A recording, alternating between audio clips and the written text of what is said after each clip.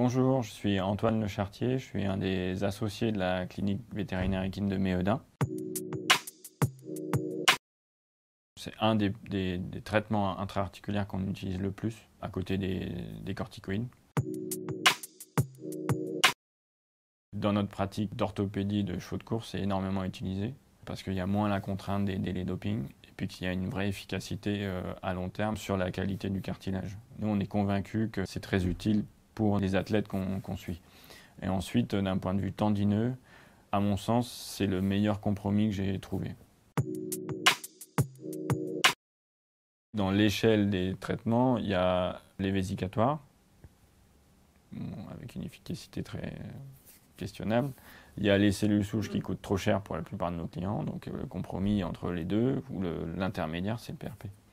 Et je pense qu'il n'y a pas de grosse différence en termes de résultats cliniques entre le traitement le plus cher, à savoir les cellules souches, et le PRP. Je dirais que le PRP, on en fait de plus en plus. Et on a commencé à en faire il y a déjà, je dirais, 5 ans. Ça fait longtemps qu'on l'utilise déjà.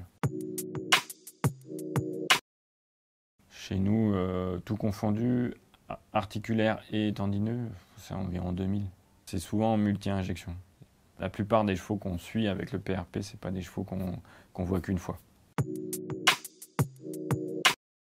On pense que ça a moins l'effet arrêt complet des corticoïdes sur l'inflammation, mais que ça aide des chevaux qui sont de toute façon toujours au travail.